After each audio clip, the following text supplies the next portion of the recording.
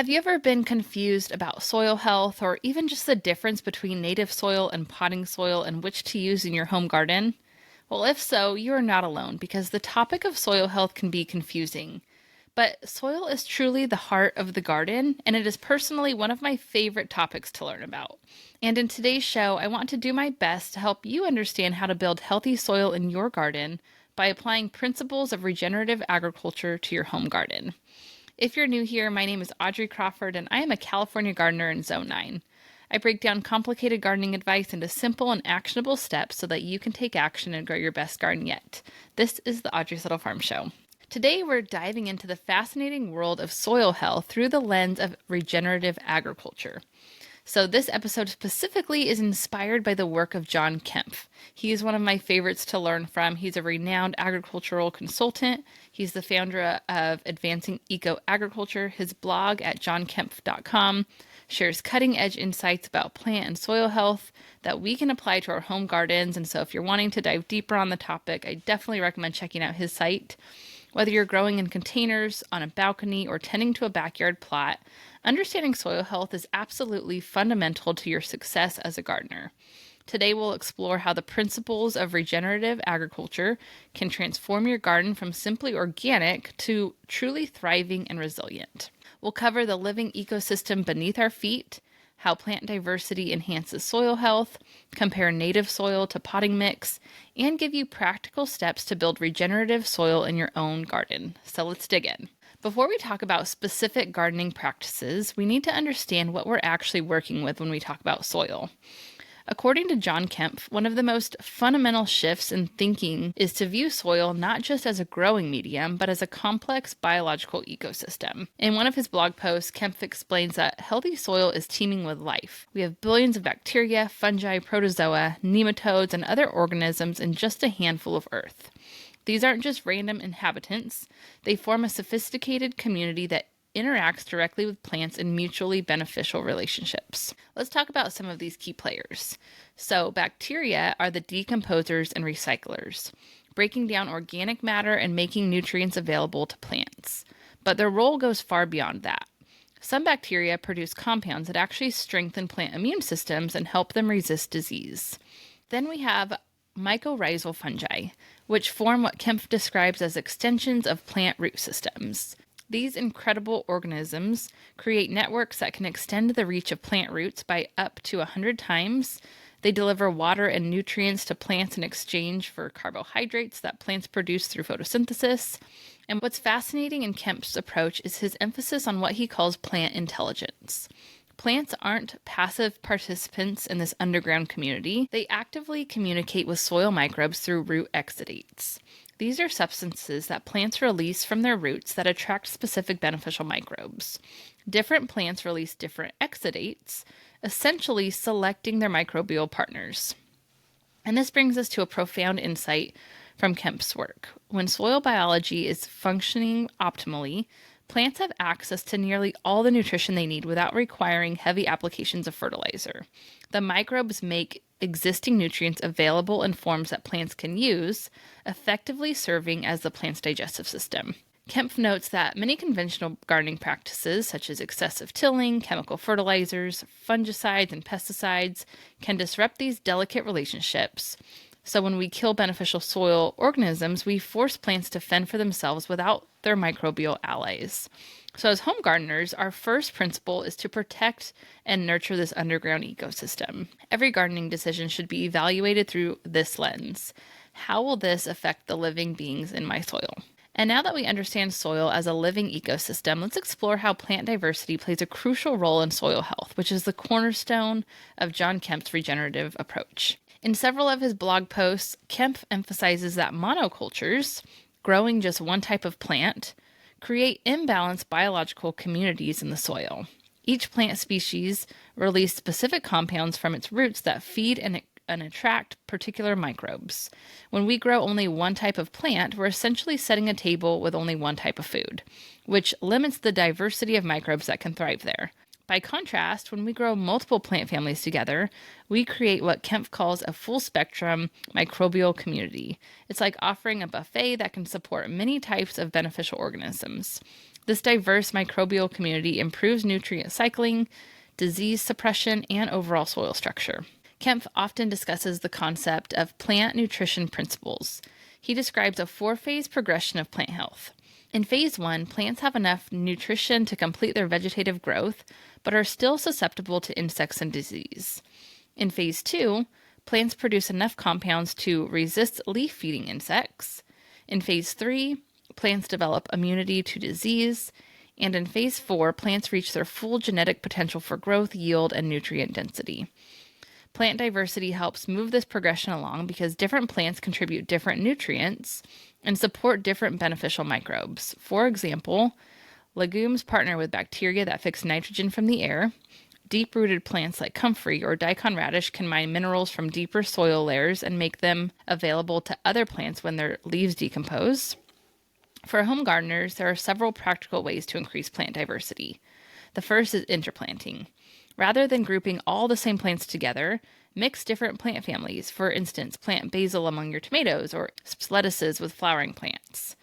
You can also use succession planting. So after harvesting one crop, plant something from a completely different family in that place. Then you can also create microbial host spots. So you can dedicate parts of your garden to plants known for supporting beneficial microbes, such as comfrey, yarrow, or native flowering plants. Kempf also emphasizes that we should aim for complete photosynthesis in our plants, which means ensuring they have all the nutrients they need to efficiently convert sunlight to energy. When plants photosynthesize effectively, they produce more root exudates, which feed more soil microbes, creating a beneficial cycle.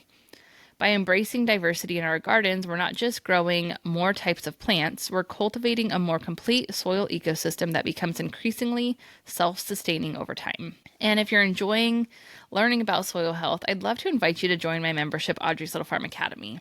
One of my favorite trainings to date is a 3-part deep dive soil series we have that we filmed with Robert Pavlis. He is the author of multiple books, including Soil Science for Gardeners, Plant Science for Gardeners, and Compost Science for Gardeners, just to name a few. And if you'd like access to that training and all of the other resources in the Academy, I would love for you to start a 14-day free trial, and you can find that link in the description.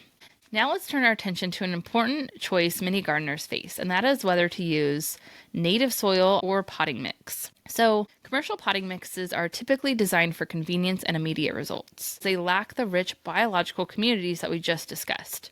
They might contain peat moss, coconut coir, perlite, vermiculite, and sometimes a starter charge of fertilizer. The advantages of potting soil are that it's lightweight, it drains well, and is relatively consistent.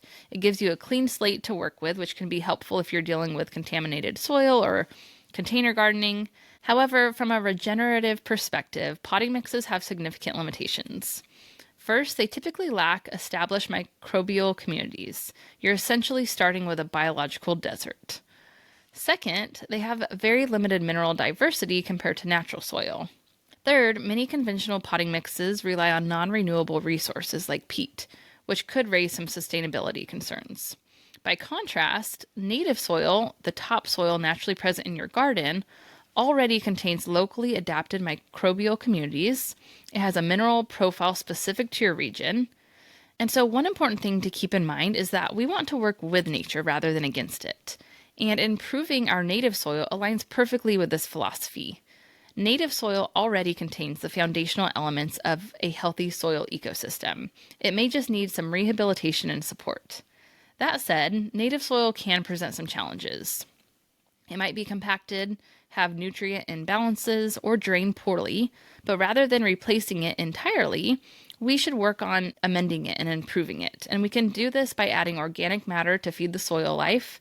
We can use cover crops to build soil structure. We should work on minimal disturbance to protect the fungal networks. And we can inoculate with beneficial microbes when necessary.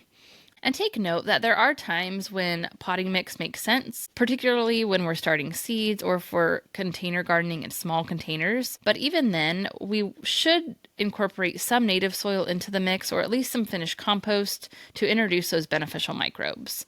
The key takeaway would be this. Don't view soil as something to be replaced, but rather as a living system to be nurtured and improved. The goal isn't to create an artificial growing environment, but to work with and enhance natural processes already in place. But now let's get practical and talk about how to apply regenerative principles to build healthy soil in your home garden. Kempf often emphasizes that we need to move beyond simply organic and toward truly regenerative practices. The difference is important because organic gardening focuses on avoiding harmful chemicals, while regenerative gardening actively builds soil health and ecosystem function. And so here are several key principles that we can adapt for home gardens. First, minimal soil disturbance. Excessive tilling destroys fungal networks and soil structure. So for home gardeners, this might mean using no-dig methods, where you add compost and mulch on top of the soil rather than turning it. When you do need to plant, use a garden fork to gently loosen soil rather than turning it over completely. And I will say that if you're starting completely from scratch with really hard and compacted soil, tilling might be necessary in that first year's garden to work that garden up. But once the ground is worked up, I would recommend to avoid disturbance as much as possible going forward. Second, you want to keep the soil covered. Bare soil is vulnerable to erosion, moisture loss, and temperature extremes that harm soil life. Kemp frequently mentions the importance of keeping living roots in the soil as much as possible. So for home gardeners, this means using cover crops during off seasons or in unused garden areas. Good choices can include clover, vetch, rye, or buckwheat. Or if you can't have living plants, you can use organic mulch like straw or shredded leaves in your garden beds or wood chips and walkways. However, it is best to avoid wood chips directly in your garden beds. Third is to feed the soil life, not just the plants. When we apply synthetic fertilizers directly to plants, we bypass the soil food web. Instead, we should provide organic materials that feed soil microbes, which then make nutrients available to plants. Compost is excellent for this purpose, as are properly prepared compost teas that introduce beneficial microbes. In several blog posts, Kempf discusses the importance of balanced plant nutrition. He notes that plants with incomplete nutrition are more susceptible to pests and diseases. For home gardeners, this means paying attention to micronutrients, not just NPK, which is your nitrogen, phosphorus, and potassium. One interesting approach that Kempf mentions is foliar feeding, and this is applying dilute nutrient solutions directly to plant leaves. This can quickly correct deficiencies and support plant health while you're building your soil. So some examples of foliar feeding could be compost tea, seaweed extract, and even some good quality products that John Kempf actually sells through his site, Advancing Eco Ag. And I'll link to his site below, but a good foliar feed could be a great option. Kempf also emphasizes the importance of carbon in building soil health. Carbon-rich materials like straw and fallen leaves feed fungi, which are crucial for nutrient cycling and soil structure. You can apply these materials as mulch or compost them first, depending on your garden's needs. A practical tip is to observe plant health as an indicator of soil function. Healthy plants should have deep green leaves, strong stems, and resistance to pests and diseases. If plants show deficiency symptoms or pest problems, it's often a sign that soil health needs improvement. Remember that building regenerative soil is a journey, not overnight transformation. You'll likely see some improvements in the first season, but the full benefits develop over years and years as soil life becomes more diverse and abundant. And now let's address some common gardening challenges through the regenerative lens. One of Kemp's most profound insights is that pest and disease problems are not the primary issues in our gardens. They are symptoms of underlying plant stress or nutritional imbalances. He frequently states that insects and diseases are nature's recyclers, designed to remove weak plants from the ecosystem. Let that soak in for just a second. Insects and diseases are nature's recyclers, designed to remove weak plants from the ecosystem. And I know you might not want to hear that, especially if you're dealing with insects and diseases. However, it's so great to know that that problem can potentially go away forever once you fix those underlying causes. So work on that soil health, work on that plant health, and in time, those issues go away, right? So for example, aphids are attracted to plants with excess nitrate, nitrogen, and insufficient calcium. This often happens when plants receive too much nitrogen fertilizer and grow quickly without developing properly.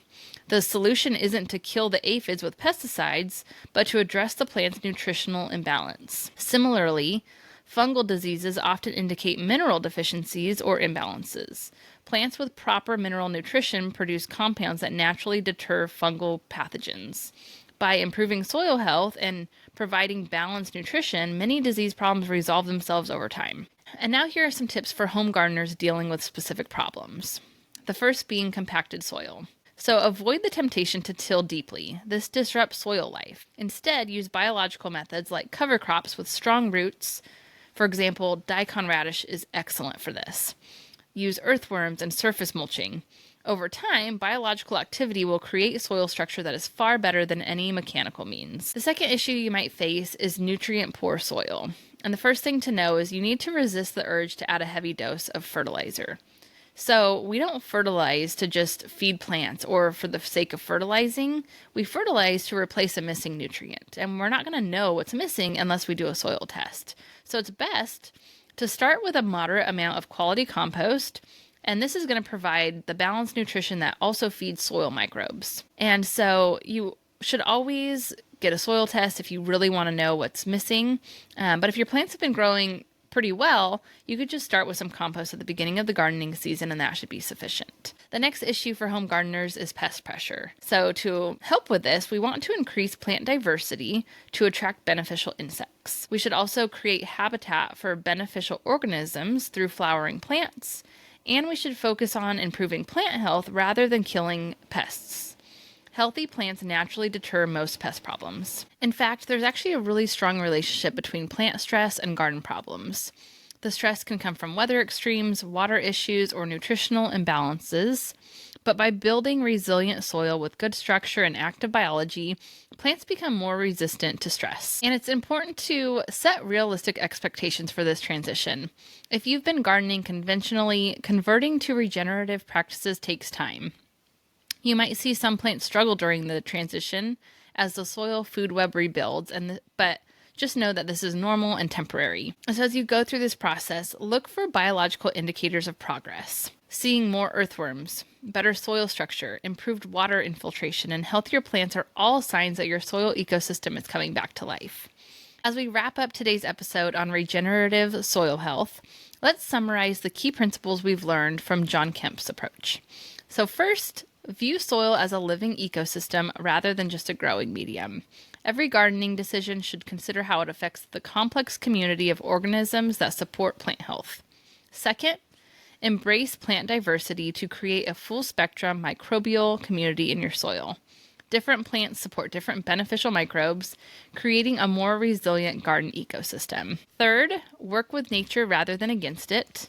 When you're improving native soil or enhancing potting mix, focus on supporting natural processes rather than replacing them. Fourth, build soil health through minimal disturbance, keeping soil covered, maintaining living roots, and feeding soil life with organic materials.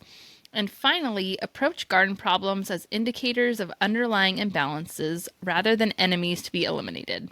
Healthy plants in healthy soil naturally resist most pests and diseases. So if you're ready to start your regenerative gardening journey, here are 3 simple actions you can take today. First, increase plant diversity by adding just 1 or 2 new plant families to your garden this season. Second, start a small compost pile to create your own soil food for next season. And third, choose one area in your garden to experiment with no-dig methods and observe the differences. And remember that regenerative gardening is not about perfection, but direction. Every step you take to support soil life benefits your garden and the broader ecosystem. For more information on John Kempf's regenerative approach, visit his blog at johnkempf.com. I'll link to it below in the description.